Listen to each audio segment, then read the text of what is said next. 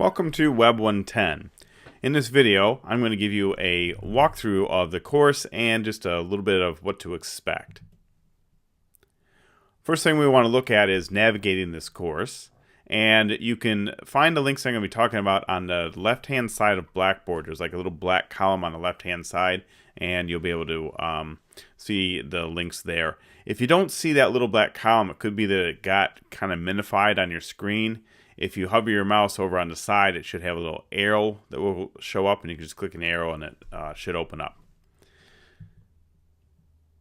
Okay, at the top we have the Getting Started area, and the first link there is a course orientation. That's an overview of the course, kind of what's expected, what's going to be covered, things like that. It's just very general overview, so you definitely want to look at that. The next link is the syllabus and schedule. Very important you take a look at that. In there I have the schedule, which is the entire semester schedule, when things are going to be assigned, when things are going to be due. It gives you the dates, the times. Very, very important, so you want to make sure that you look over that. The syllabus is all the information and policies that are specific to this course, how grading is going to be done, what assignments will be graded, what my policy is for late assignments, which basically is if it's late, it's not accepted, and just other information about the course in general. So you definitely want to read through the syllabus. And then there's WCC resources, and those are just some various links to some of the resources at Washington Community College that some students just don't know about. So I listed them there. The next group is communication, and the first link is announcements. And the announcements are any announcement I send out to the class will be found under the announcements link. The instructor contact information, which is my contact information, that is listed there, my email address. Online meetings. I will be hosting some online meetings. Once the course gets on the way, we'll decide what days and times we're going to be doing those. But that's where the online meetings are going to take place. So that's where you can go to look at any old online meetings. Like if I record them all. So if you miss one, you can always go back and look at it. And then, of course, the email. You probably don't need that email link very much. That's really if you want to send an email through Blackboard, which you don't really need to.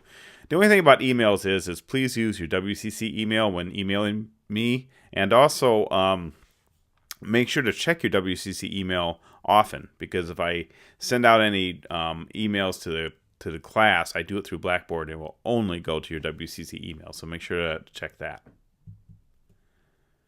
The next grouping is the course materials, and this is a pretty important one here because obviously this is the entire course.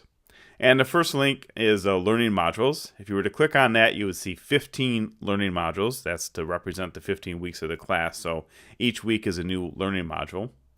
And if you go into the learning module, the first thing you're going to see is an overview, which just kind of tells you what that module is about, what you're expected to do, what you're expected to get out of it. Then, of course, under that, there's a link to the schedule. It's the same schedule that I just talked about under the syllabus link, syllabus and schedule link, I should say. But I actually link to that schedule from every single module as well. Because the way I designed this course is, once you get into a module for that week, you pretty much have everything you need right there in that module. So that's kind of what that is. And then, of course, there's the readings. And when you click on the reading links, they'll take you off to a web page where you can read the content of the course. And at the bottom of the web pages, on almost every single one of them, I have an additional readings area where if you wanted to get more information, say, about a specific element that I talked about, you'll see it listed there, where I link you off to another external website where you can get more information about that particular element. I did that just in case that maybe if my notes aren't filling in all the blanks for you, if you still might have a question about something, you have some additional reading resources there that may very well answer them for you. And then, of course, you're going to have some videos. Not every single module has some custom videos, but most of them do.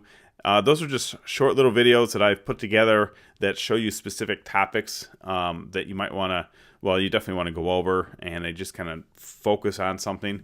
So those are good to watch. And then the lynda.com videos follow that. Those are also in almost every single module, and those are more detailed videos on the topics we discussed. So the readings, the little videos, and the lynda.com videos, it's very important that you look and read all that content.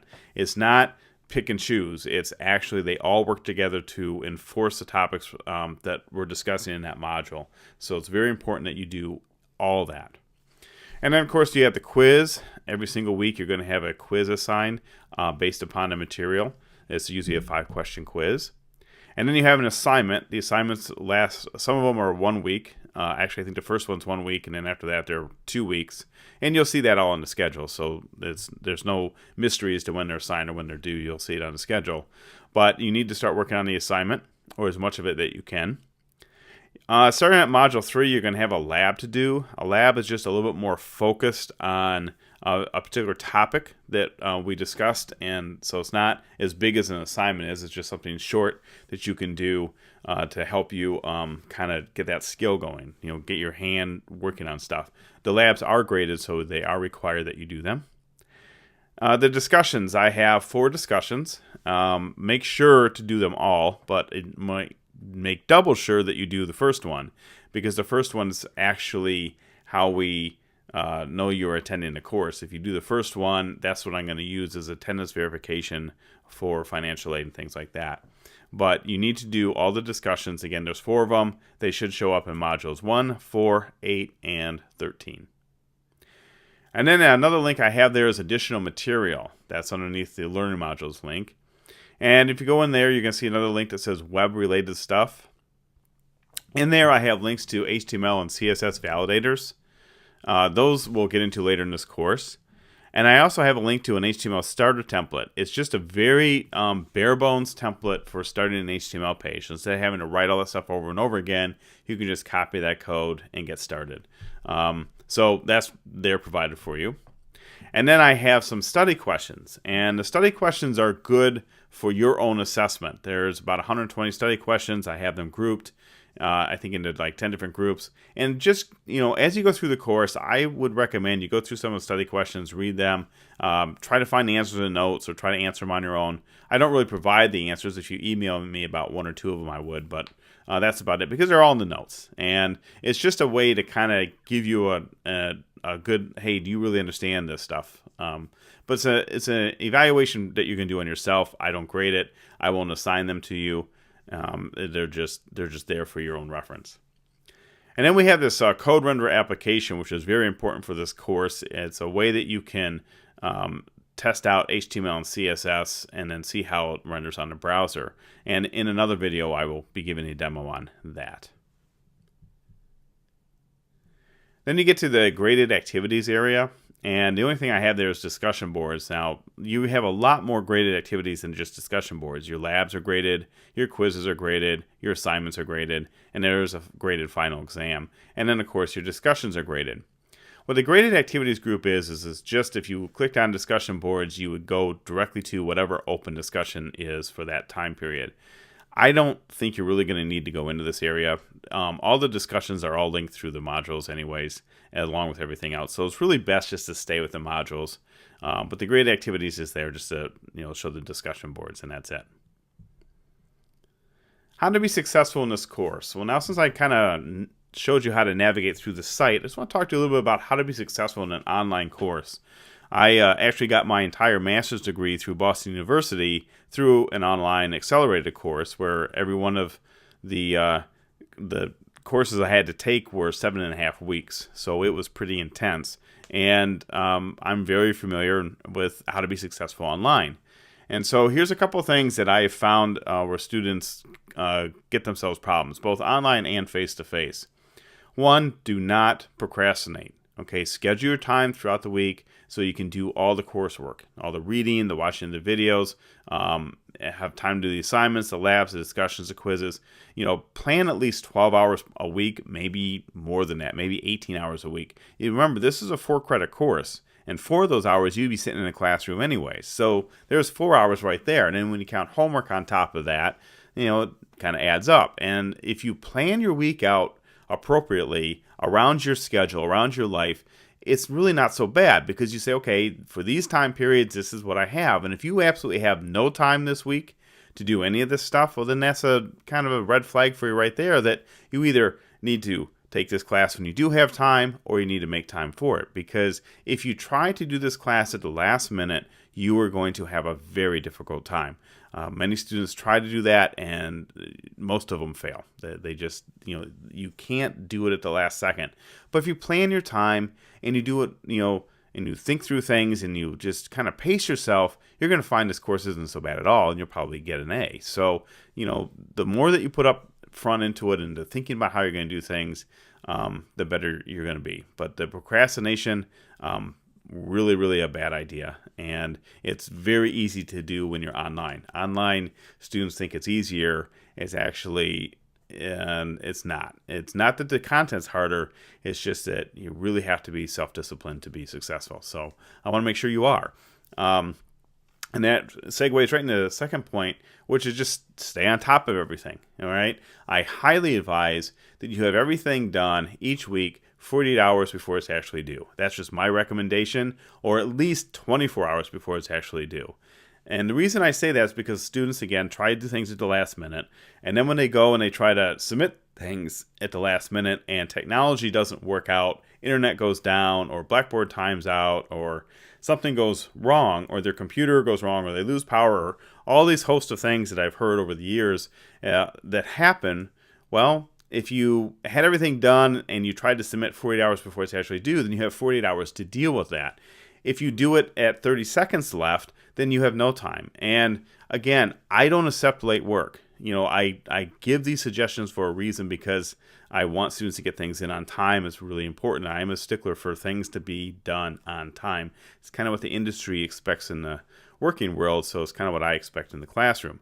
So, again, don't put yourself in that boat. Don't come to me and say, oh, well, I tried to submit something, but Blackboard timed out and I wasn't able to do it. Well, then that's on you. I'm not going to give you a credit for it or anything else. I'm going to say you're going to have to take the zero. That's a kind of the cost of doing business. So make sure you do things, I suggest 48 hours before or 24 hours before, and just really stay on top of things.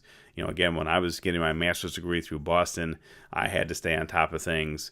And believe me, I did, because it was very expensive if I was to fail a class, which I, of course, never did. The other point here is read all the lessons, do all the examples, and watch all the videos, okay? In my lessons, I have tons of examples that you can copy and paste and put directly into the code renderer. And I highly, highly advise that you do that. It's going to make your understanding of things a lot better. You can actually not only put the code in there, but you can modify it and change it and see what happens. So it's a great learning tool. So make sure to go through those examples and see what they do, what they actually do. And of course, read the lessons, watch the videos, really try to absorb the information. Okay. And then of course, the final thing is ask questions on anything you don't understand. If we have a go-to meeting and you can attend that, definitely you want to ask some questions there. If you can't attend the go-to meeting, email me. And I'll be more than happy to answer the questions. So, just if you have a question, let me know. Many times students don't ask any questions, and then as a result, they kind of get lost. And so don't get lost. I'm here. You may not be physically seeing me every single week, but that doesn't matter. Okay, I'm still here. I'm still your instructor. I want to see you succeed. I want to see you get through this course, and that's why I'm taking the time to go through this little how to be successful thing here, because I really want you to be successful. And online, it can be very easy to get lost. It can be very easy to get behind. So I don't want to see that happen to you. Well, that's about it for this. I just want to give you a little tour of Blackboard and just kind of give you some tips on how to be successful. Again, welcome to Web 110. I look forward to you, and I hope you have a great semester.